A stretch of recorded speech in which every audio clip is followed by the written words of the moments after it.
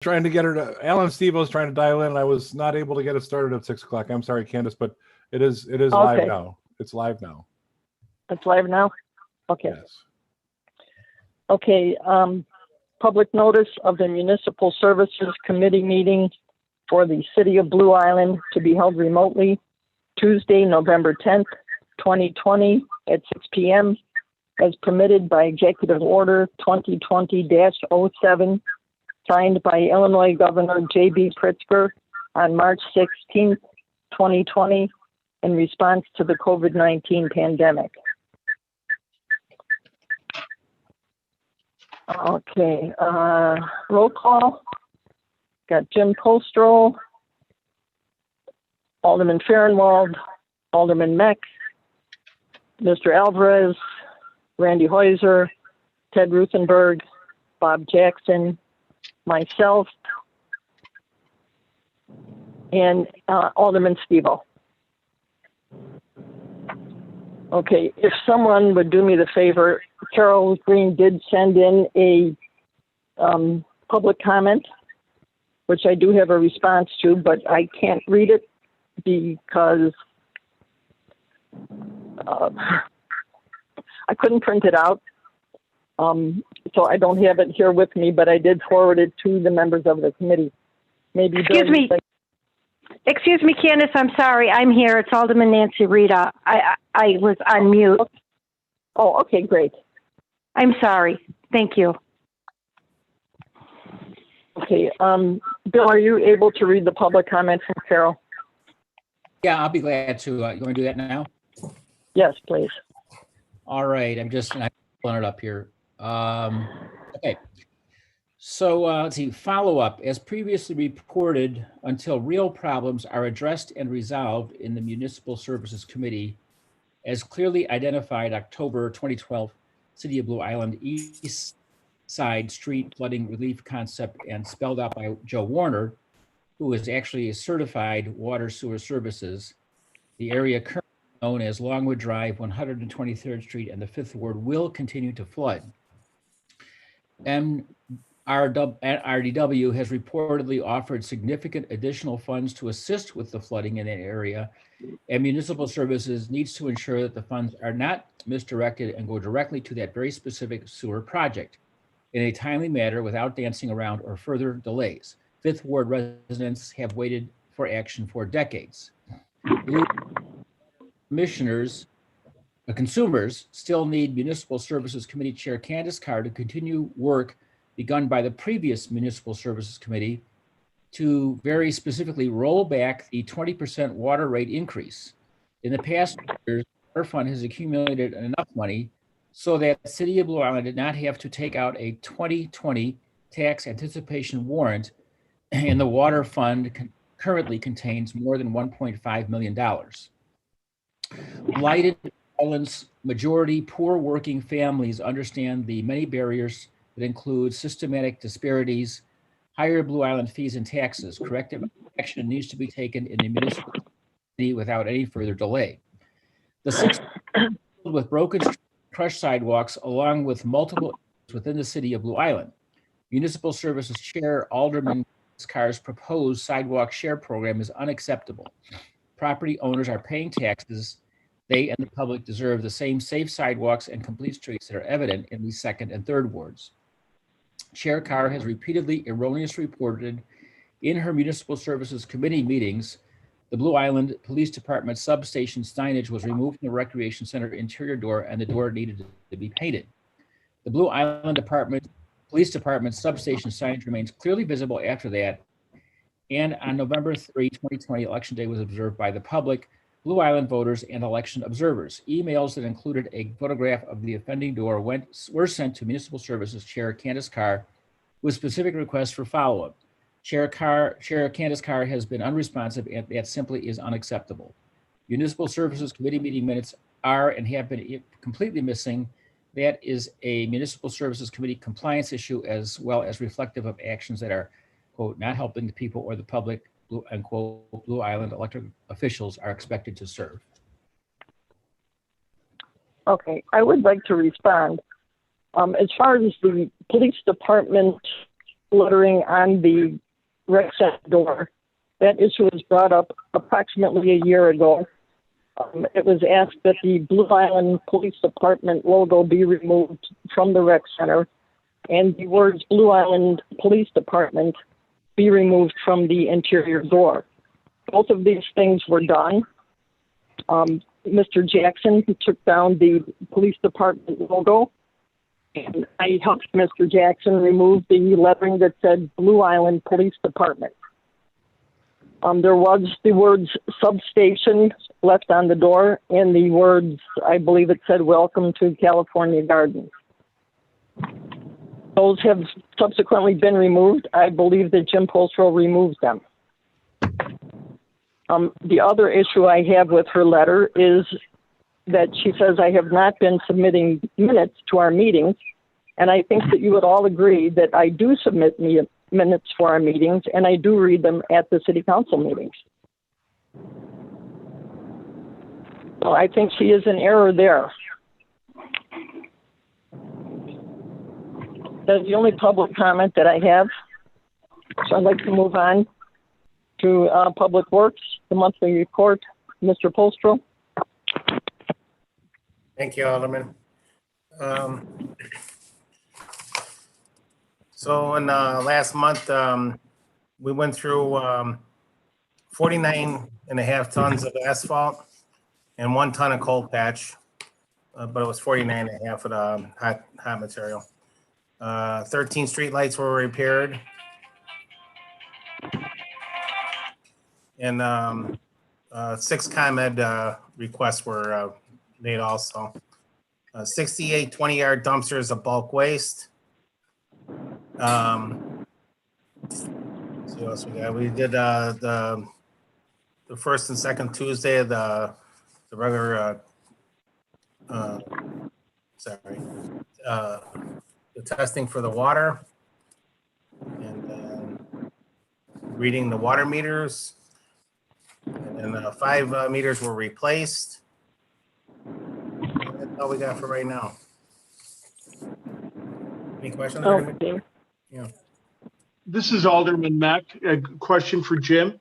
Hey, Jim, I'm noticing a lot of telephone or electrical poles, I should say, electrical poles, the wood ones, are pardon me? Utility poles. Yeah, utility poles, sorry, are heaving to leaning to one side. Do you want to report on those? They have nothing to do with the city of Blue Island, nothing to do with us. Okay. That's all. ComEd owns the poles. Their power, or the majority of them. Some are AT&T poles, but if you see the ComEd wires on them, they own the poles, and then they also lease out their poles for other equipment from other companies, but nothing to do with Public Works or the city of Blue Island. Is there a number to report these besides a general number? Some are really leaning. I'm getting residents that are calling. Yeah. I would say you could send them in to us if you want. We can report it. If that would be okay for you. I appreciate it. Thanks, Jim. Yeah, it would be like, on their ComEd, we'll report it just like we do with the streetlights. All right, great. Thank Yeah. you. Okay, thank you. Okay, we have the subject of the surplus vehicle ordinance. This has already been passed through Public Health and Safety.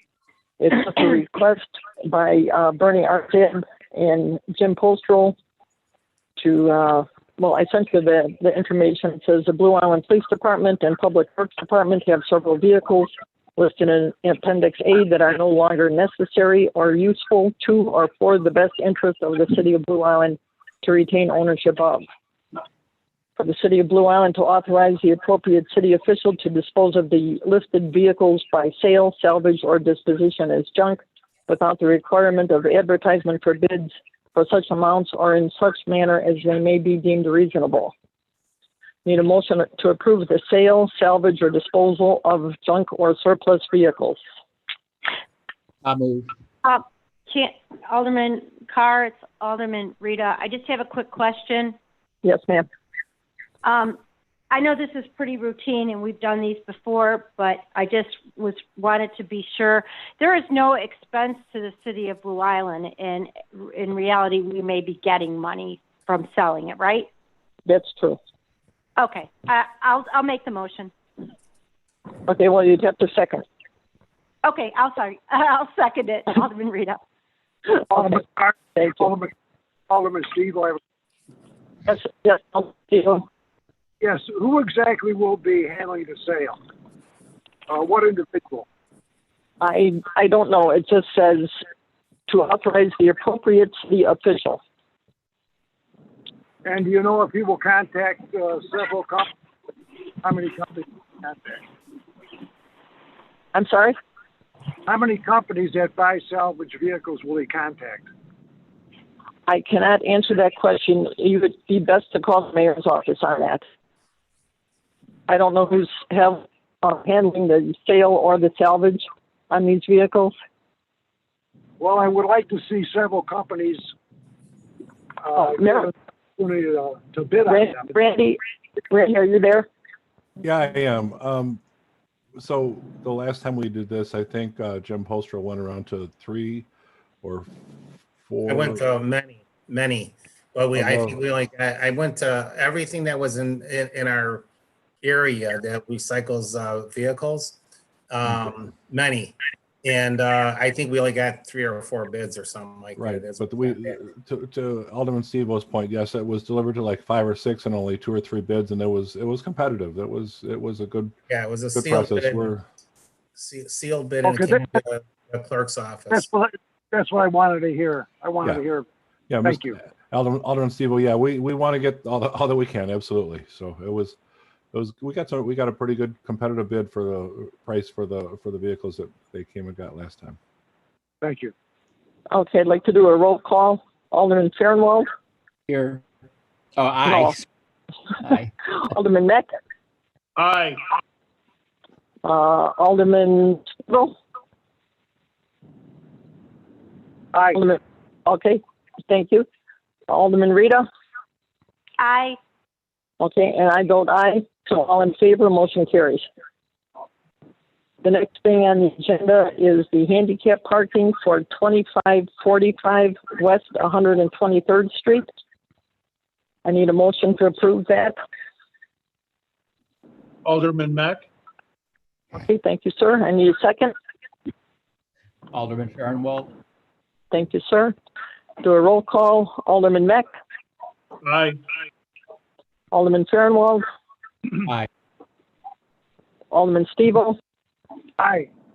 Alderman Rita. Aye. I'll say aye. All in favor, motion carries. Let's see.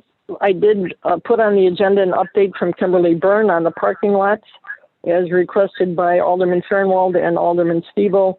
She did respond to me saying that she really had nothing to contribute at this time. So we will have to follow up on that in the future. Okay, is there any other questions? Nope. No? Okay, thank you. We'll move into the water department. Betty Carmeyer was unable to be here tonight. You've all received the report. I don't know if you have any questions. The bottom line is the total to the city and outstanding water bills and delinquent accounts is $41,734.41.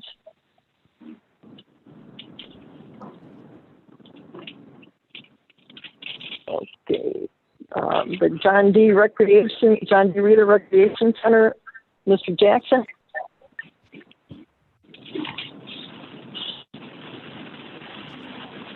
Mr. Jackson? Hello, Chairman. Yes, sir. Okay. My monthly report, I sent it out to all the committee members.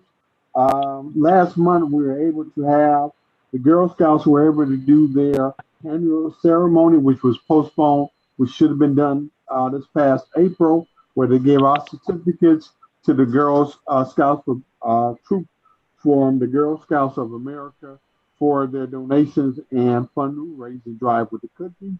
Our upcoming events this will be on December 10th at 8 until the food boxes are gone. This will be in lieu of our annual Christmas event that we usually have due to the COVID. Each alderman was sent an email asking them if they had 2 needy families in the ward to please let me know and send them by the office to fill out the form. This year, everyone will have to fill out a form to indicate where it's going. Lucky for us, we were in a partnership with United Way of South Suburban Cook County and the Metropolitan Family Services to make this happen for the city of Blue Island and the Robbins area.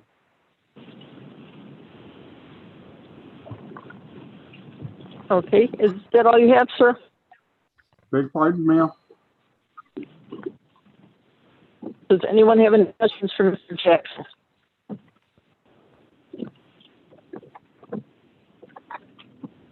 No? Okay. Thank you, Mr. Jackson. Thank you, ma'am. Okay, we'll move on to the golf carts. Mr. Ruthenberg?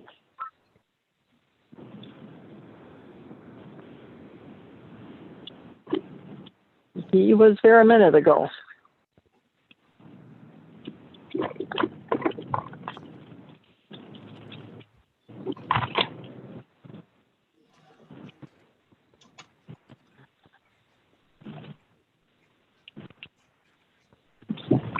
Well, maybe he'll join us again. We'll move on to Robinson Engineering. Mr. Alvarez? Sure. Thank you, Alderman Carr. Just a quick update on some of our ongoing projects. Edison and Francisco, resurfacing and stabilization project. We just approved and sent through the final invoice for payment recommendation. So that project is done. It was inspected by both Robinson Engineering and Blue Island Public Works.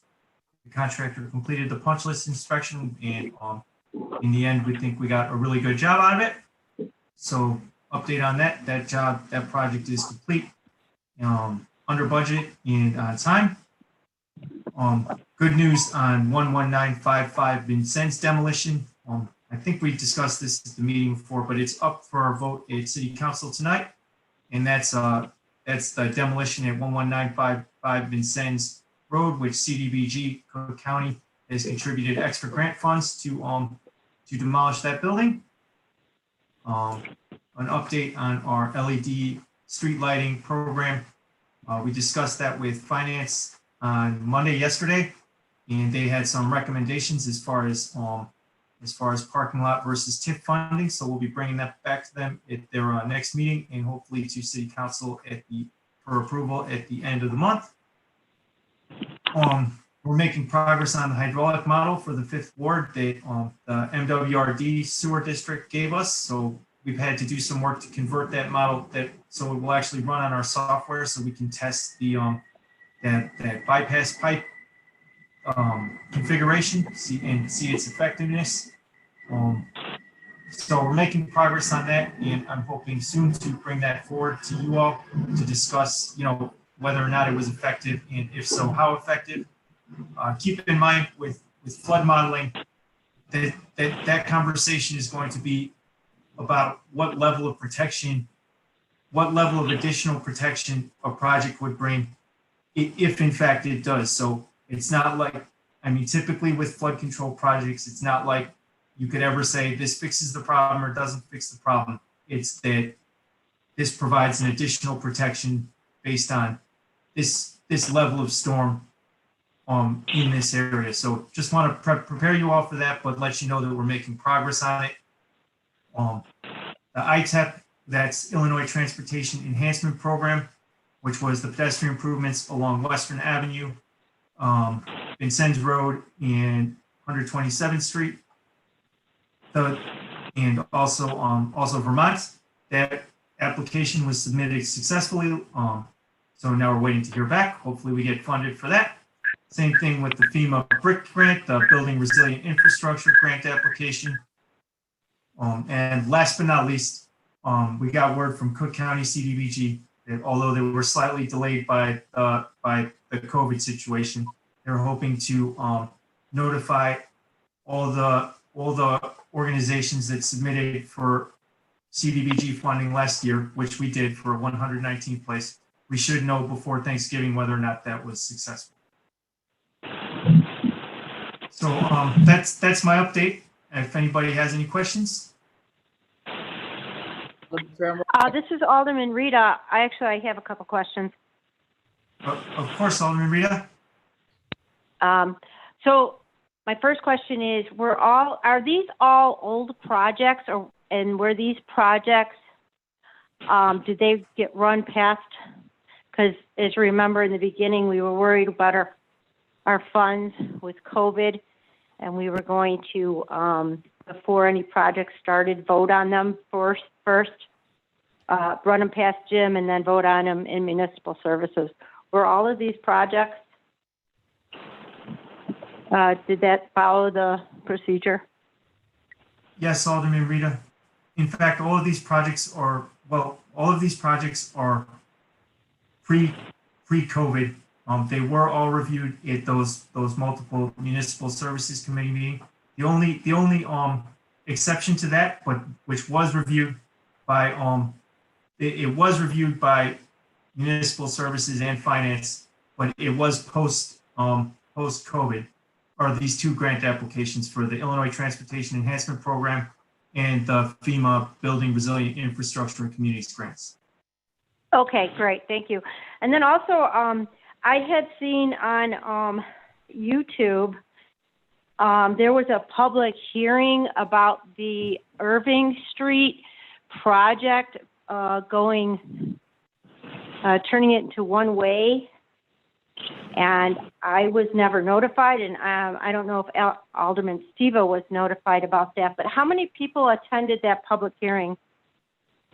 So the Alderman Rita, that public hearing was held via Zoom, and if I remember correctly, like actually live, nobody attended except for myself and Randy.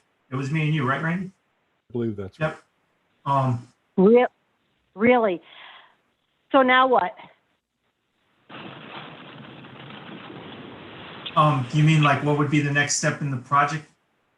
Right. Alderman Rita, or do you I know mean that, like in case you? Okay, so the next step in the project, the next step in the project is we basically have all the clearances required to submit our project development report to the Illinois Department of Transportation, and that's what we're preparing at the moment. But if what you meant, what's next as far as like, could you make a public comment on the meeting or on the project in general? I mean, you always could do that. okay, because I don't know if you recall when you brought this to the meeting, Alderman Stevo, I don't know if you recall, but both of us said that our constituents were not so much in favor of it. And we were wondering if you could, because I think it was a grant, right? It is a grant. It's a grant from And we had asked Yes, the that's question if you could. We had asked the question if you could get the grant without making it a one-way. Did you? Okay, understood. So I didn't mean to. So if that question was asked to me earlier and I didn't address it, I apologize. But the answer to that question is that the existing grant could not be used to do the same project without reconfiguring the road to one way because it was part of the original scope of the project. Okay. So is this already? Can you hear me? I can hear you, but there's a little bit of feedback, Alderman Rita. But I can still hear you. Yeah, I don't know what's going on. I can hear myself talking too.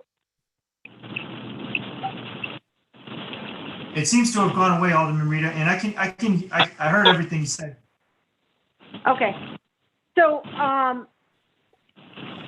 will there be another public hearing? Or is this just going to go forward, or how can we find out from our constituents? It is difficult right now during COVID to really, get out and talk to, but I do know that it was not favorable when you brought it up. Like, will there be another public hearing? Well, okay, the public meeting is a requirement from the Federal Highway Administration based on the reconfiguring of the roadway. we don't really, as the city, don't have to do another public meeting, but of course, it's something that, we could do. As far as, whether, I mean, if you had specific complaints, and I know that both you and Alderman Stevo have reservations about changing the road from two-way to one-way northbound. I mean, we could have a public hearing about that, or you could just email Randy, because Randy was taking all the comments from that meeting. So it's not like we wouldn't take those comments into account because the meeting's over. You know what I mean? Right. So, we probably got to move this along. I know Alderman Carr is on a time constraint, but I just wanted to bring it to your attention. And I will probably be asking further if, regarding this project. Okay. Thank Well, you, for sure, Alderman Rita, and you have my contact details so if you wanted to reach out and we could discuss any of this, that's fine, or whatever you all want. Okay. Oh, I had one more question. How much is to date is the outstanding bill from Blue Island to Robinson? Okay, I don't know that number off the top of my head. We had a number of invoices that got kind of lost in the shuffle, both at Robinson during the corona, and that was completely my fault during the initial lockdown. I don't know the numeric value. There were a number of invoices that got sort of lost in the shuffle between April, May, and June. And then I think an equal confusion happened on the city's end in July and August. So I don't know that number, Alderman Rita. I can get that for you quite easily, but Okay. I don't have it off the top of my head.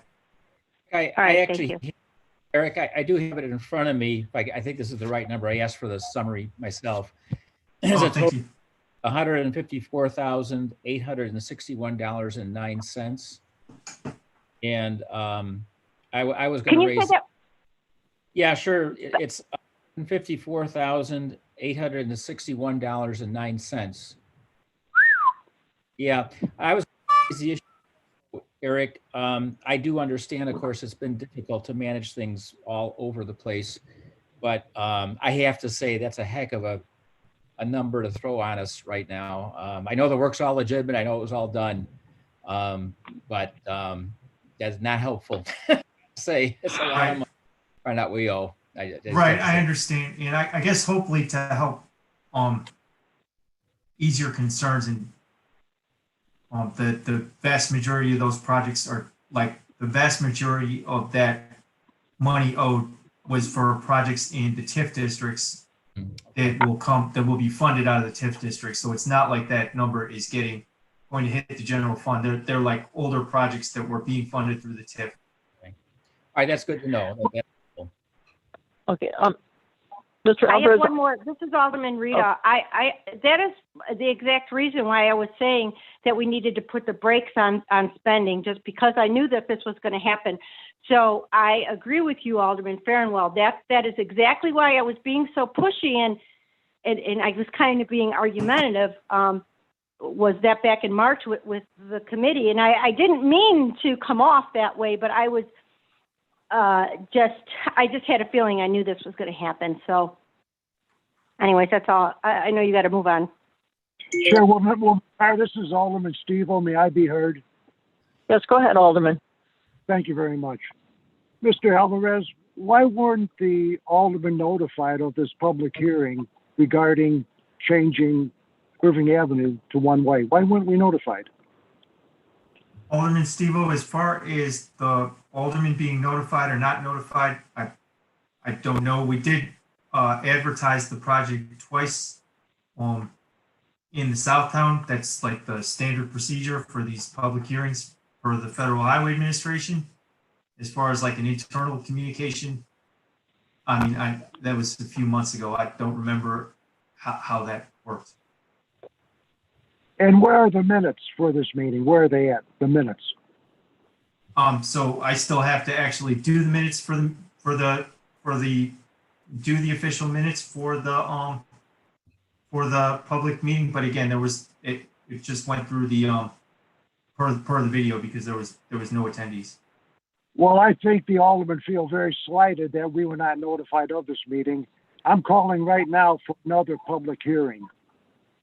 And also, Thank you. that is the 7th Ward. Also, many residents are upset with it.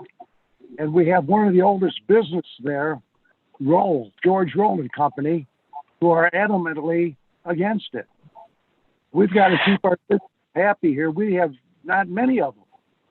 So tonight we're calling for another public hearing, and we'll be working on that in the very near future. Thank you, Alderman Stevo. Thank you, Alderman Stevo, for having my back on that. I agree with you 100%. I have a question on the feasibility. Thank you, Alderman Rita. Feasibility study of the Joe Warner sewer plan. Okay, can I back that up, please, Alderman, to discuss the public meeting for the reconstruction of Irving? So the business, as well as all the area residents, I can't remember in X mile radius, but were given mailings for the public meeting, as well as the opportunity to email the clerk. So for sure, it is within the city's. It's a city project. It could stop tomorrow if the city didn't want to do it. So there's no harm in the city holding another public meeting. It's 100% within the city's control. I personally think it's a big improvement for public safety, but it's a city project. If the city doesn't want to go through with it, if the city wants to hold another public meeting, there's definitely nothing stopping us. Mr. Alvarez, I have a question for you. Is Alderman Carr? Yes, Alderman. Who originated this project?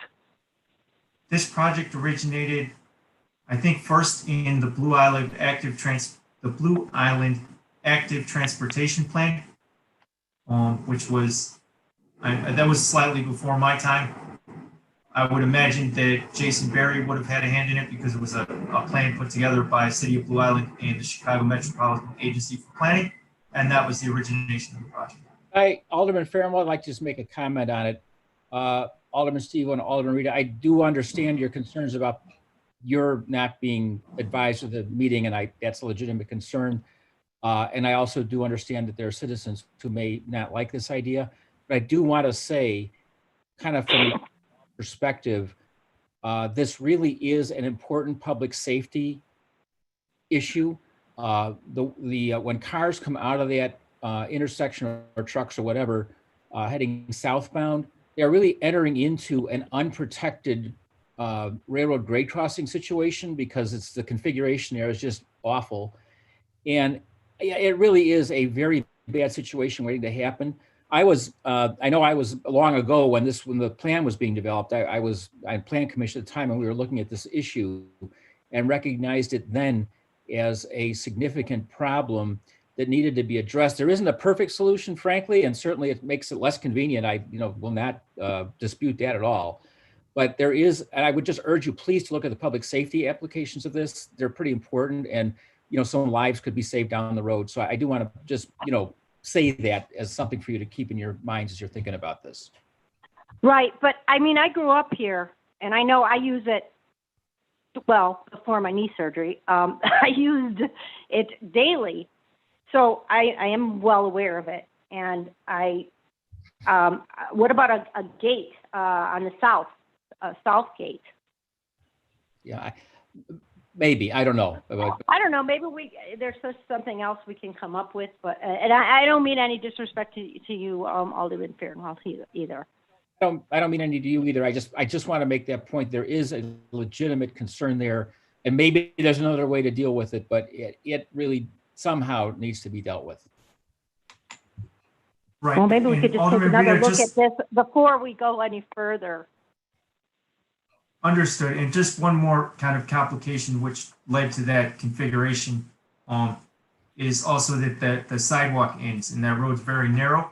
There's currently no room to fit a two-way street plus a sidewalk, and it's pretty heavily used, that sidewalk, by bicyclists and pedestrians because it's basically the connection between the Vermont Street metro station and downtown Blue Island. So And as someone just who, an additional consideration anyway. That's why it was part of the active transportation plan.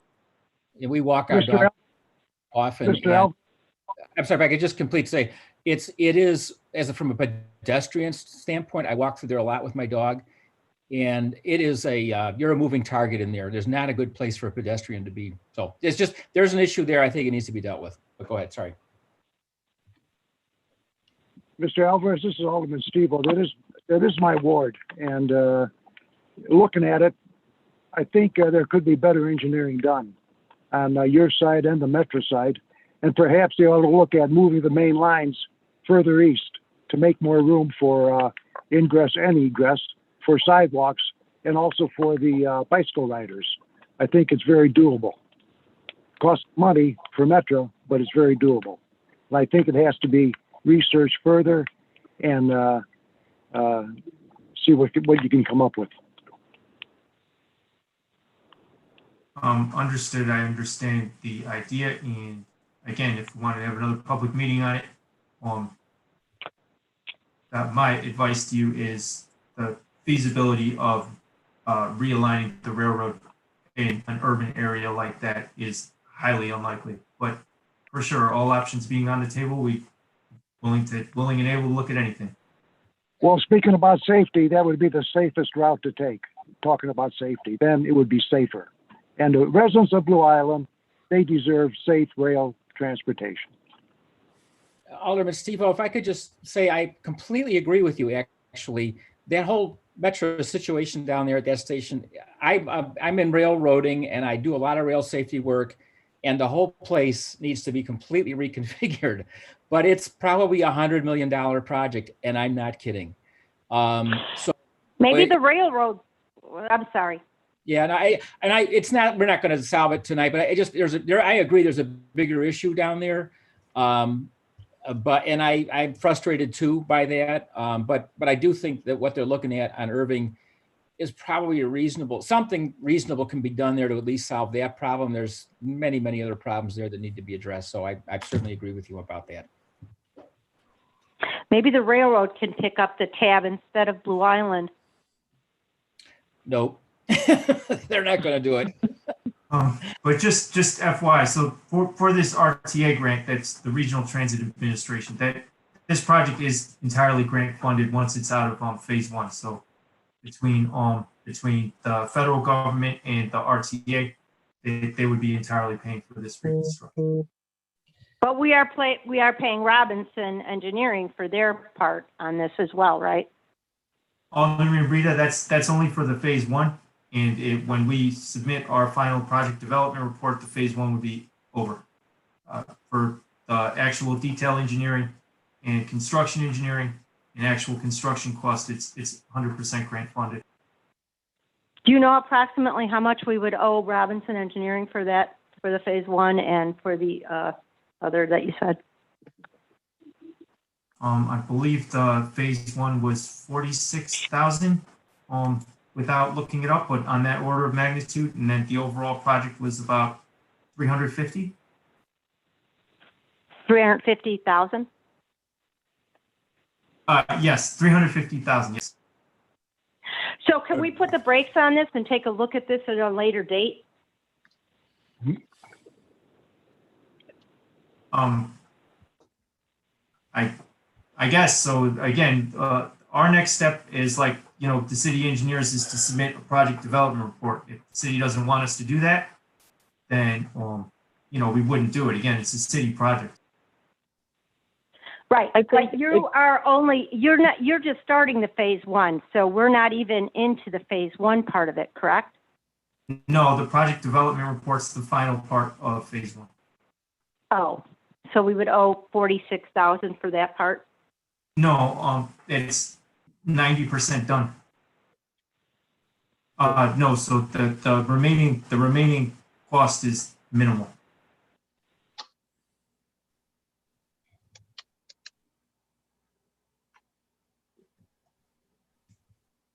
I don't know. I'm thinking maybe we put the brakes on it for right now until we could discuss this further in another meeting since there's so many questions. Excuse me, Alderman Rita. I think it would be a good idea at this point in the year. We're drawing to the end of our fiscal year, and we're going to be coming up with a new appropriations starting in January. I don't think we should be approving any projects at this point. I agree. That's what I was saying back in March. Thank you so much, Alderman Carr. I agree. And then, Mr. Alvarez, if we can move on. Yeah, of course. I'm going to ask you about the status of the engineering design and survey for the 119th place bioswale.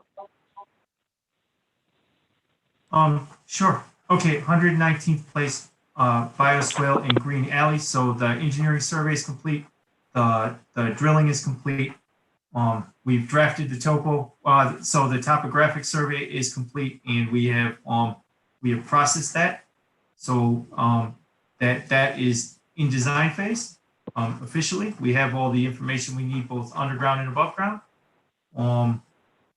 And I guess on the side note, the MWRD, so the sewer district who's funding the project, is doing the final revisions to the intergovernmental agreement. Not that that stops the project, the process of the progress of the project, but that is a kind of going on alongside, and they're working on that. Okay, thank you. And then Alderman Stevo had brought up about the feasibility of the Joel Werner sewer plan. You said that you were going to look into that. Right, and I might not have been too clear when I gave my update there. So when I talked about the hydraulic modeling for the 5th Ward, that's the feasibility of the Joe Warner bypass pipe plan. So we have the hydraulic model from EDI, who's the consulting engineers for the MWRD. We are actively working on converting that model to run on our software, in which case we'll be able to test the viability of that plan. And again, I'm hoping next month, the month after, to be able to come to you with not like an official report, because I don't know if we wanted to do some kind of design project on this at this point, but just to talk to you about whether or not that actually made a difference in the flooding in the 5th Ward based on the modeling that we have. And then also just please to discuss the level of protection provided, because a bypass pipe, a bypass sewer, a relief sewer isn't necessarily going to solve any problem 100% of the time. There's any sewer system that we can make will flood given the correct rainstorm. So what if that plan is effective, I hope I'm making myself clear. The discussion we'll be having is what areas are protected and during what types of storms. Okay, so although we've had many this is Alderman Rita, although I know that there's a desperate need for help in the 5th Ward, so I am in no way against, and I don't want that to be construed, but how much will this cost to take a look at the study that's already been done by Jim Werner, or Joe Werner? Alderman Rita, so far we have not charged the city anything for this hydraulic modeling. It's been 100%, I don't know what you call that, but 100% without any fee to the city of Blue Island. I would like to think that we would, as long as the city isn't going to require some kind of official report, and I can come to this meeting and tell you the level of effectiveness that we get, I would not anticipate charging anything to the city. If the project looked like it was... Thank you. Thank you very much. Of course, you're welcome. And look, if the project was to move forward into a construction project, I think at that point we put together a design fee and a construction inspection fee and a construction cost for you all to review. But this initial work, this is something that Robinson is doing because we care deeply about Blue Island, and we've been the city engineers for 60 years. And no, we're not looking at charging anything. Okay, thank you. Alderman You're welcome. Alderman Fairman, I'd like to ask one question real quick. Go ahead, Alderman. Thank you. Just real quick, Eric, what is the status on the Collins Street CBDG project? Okay, Allan Street CDBG. So the status of that is it's going to be a next year project provided we get the right now it's on hold as far as I know. If we get the approval to finish the design, then we'll finish. Wait, am I saying this right? No, we have the approval to, I'm sorry. We have the approval to finish the design for Collins Street, which is again a minimal cost, but because it's not going to, the paving's not going to happen until next year, we would finish the design over the winter. Okay, great, thank you. Yep, sorry, I misspoke there. Yeah, good, that's fine. Alderman Carr, this is Alderman Stevo. Yes, Alderman Stevo. May I please ask Superintendent Jim Postal a question? Sure, go ahead. Hello, Superintendent Postal. I'm here. Yes. Well, What is the quickest way to get a electric light installed on the street? Oh, are you referring to like a ComEd light? Yes, on a wood pole.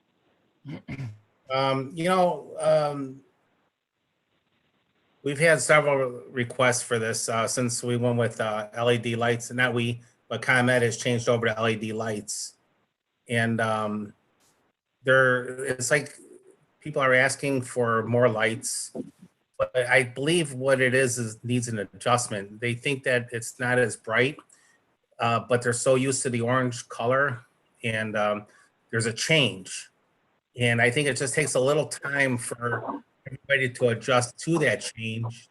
We don't have to keep on adding new lights or more lights. It's just, it is bright. It's just a different type of light. And it just makes a little time for adjustment. The reason I know this is I went through the same thing myself. It was a change by my house. And at first I thought, oh, it's dark. And about a month or so after that, I noticed that it's not dark, it's bright, but it's a different type of light. So like I said, we're getting a lot of requests for new lights.